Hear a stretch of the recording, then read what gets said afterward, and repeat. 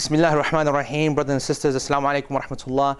I'd like to share just a few words with you on the issue of salah. Many ayat of Quran on this subject, many ahadith of the Prophet ﷺ also stressing the importance. But what I'd like to tell you about is an incident which is both shocking and emotional. It is the assassination of Sayyidina Umar ibn Khattab radiyallahu ta'ala anhu.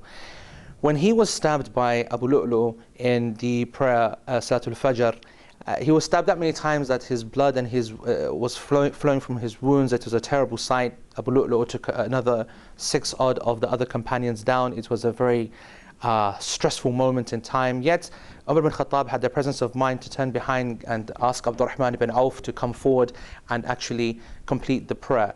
He then effectively, if you like, fell through the rest of the prayer.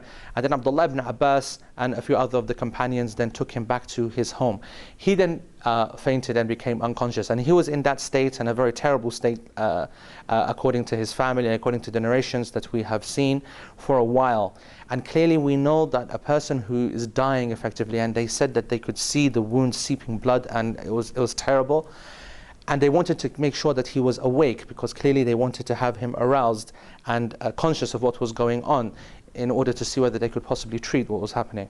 Now Abdullah ibn Abbas and Miswar ibn Mukhrama, they came in to the room. The people had tried everything. He was completely unresponsive. The family were shouting at him, shaking him, and they said that we can't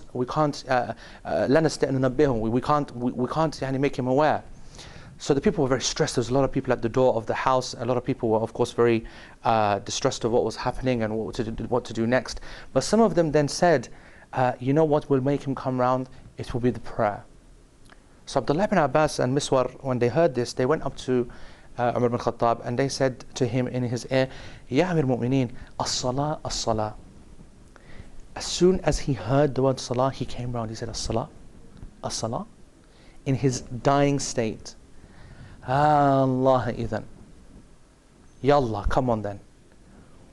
Wala haqq. And in another narration, wala haddun fil Islam liman taraka as-salah. There is no share, there is no Islam for the one who leaves the prayer.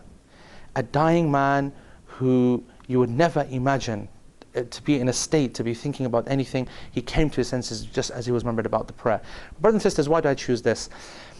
When there's so many different issues happening and so many other things that we need to deal with, and Muslims in difficult situations and war and poverty and so on and so forth. But the reason I point this out is that ultimately when we as Muslims identify our weakness in our connection with Allah subhanahu wa ta'ala, the connection that is salah, once we recognize that and we can rectify it and work on it and perfect it, and then we start to understand our identity as slaves of Allah subhanahu wa ta'ala and what we're here to do, to worship Him, then we will be in the right state of mind to take the actions necessary to deal with the problems that we have in the rest of community and society. But brothers and sisters, this is a reminder primarily to myself, no one is safe from being lax in their prayer, no one is safe in falling behind in its excellence and praying on time and so on and so forth, but it's something that we must work upon. Read as much about the prayer that you can, study it as much as you can, remind yourself of the benefits and the excellence of the prayer as much as you can.